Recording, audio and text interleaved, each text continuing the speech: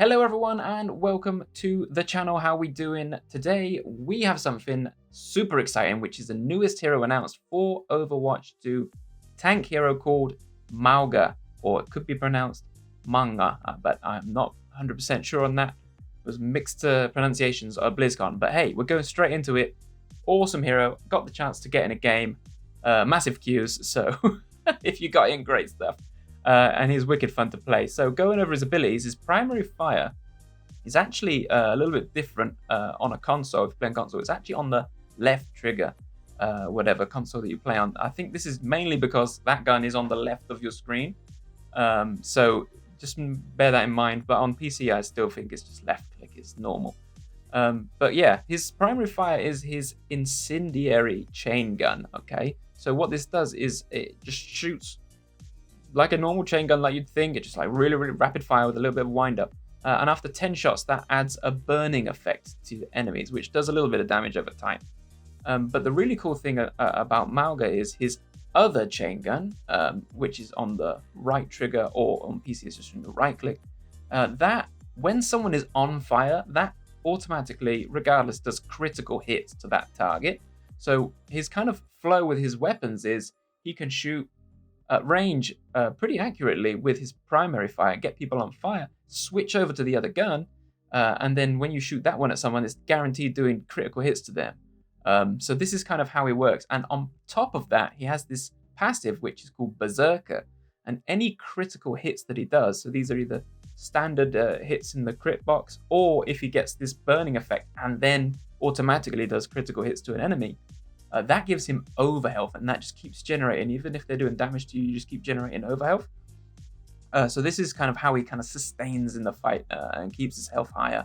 And it's basically how he tanks, really.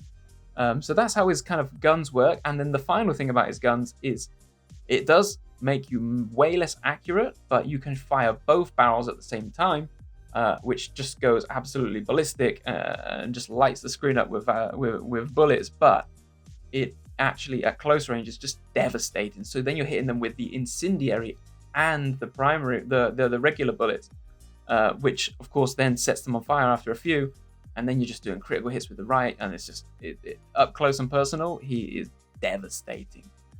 Going into his other abilities, his next ability is called Overrun, which is kind of like an unstoppable charge. So he starts running forwards. It goes into a third-person view.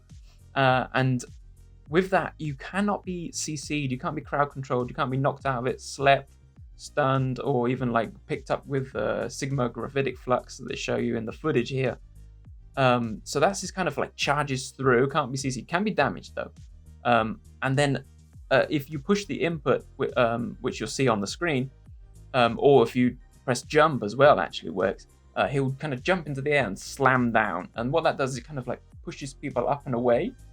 Or if you land right on top of them, it will actually stun them flat on the ground for a very short amount of time.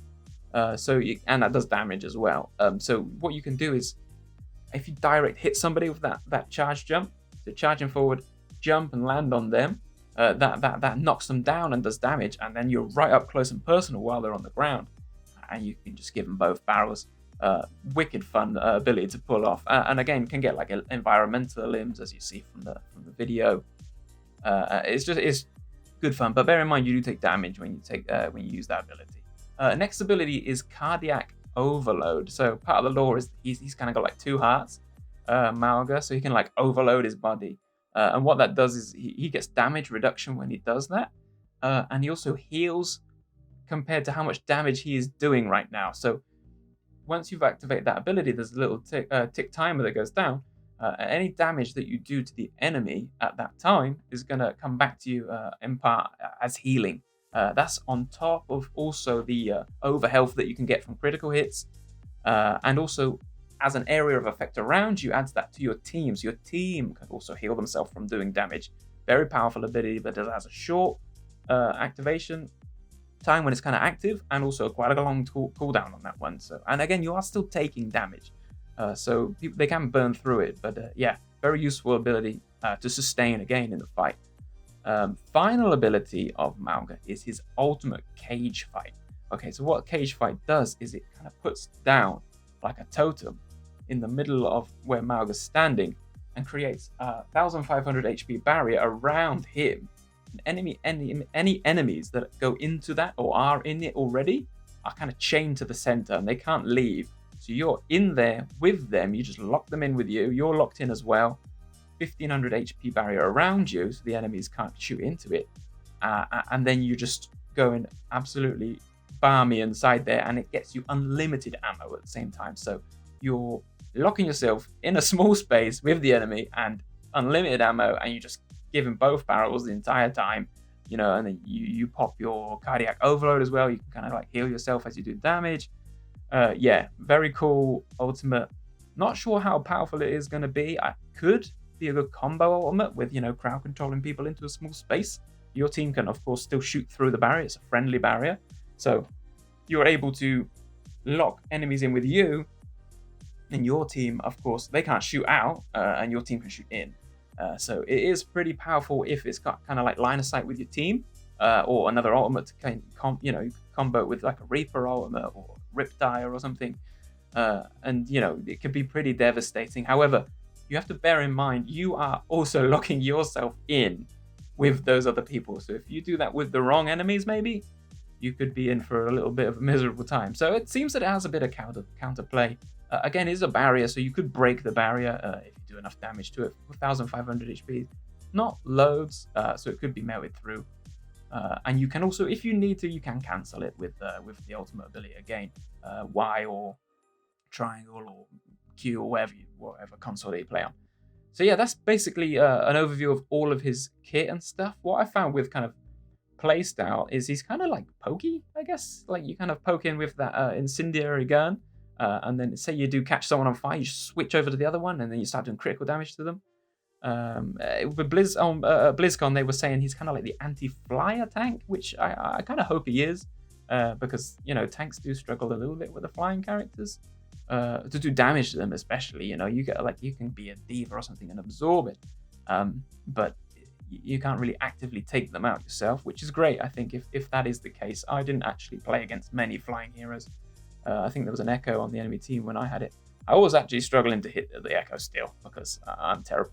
But that's it. But maybe you have better luck in your games, or when you get to learn the character a bit better and you get better at aiming. But he's brilliant. He's great fun. It kind of weird when you play it. You're like, how am I not going down? I'm just taking all of this frontal damage because that's all that over health that you're creating for yourself, and passive heal, not passive healing, but healing through the cardiac overload that you're getting.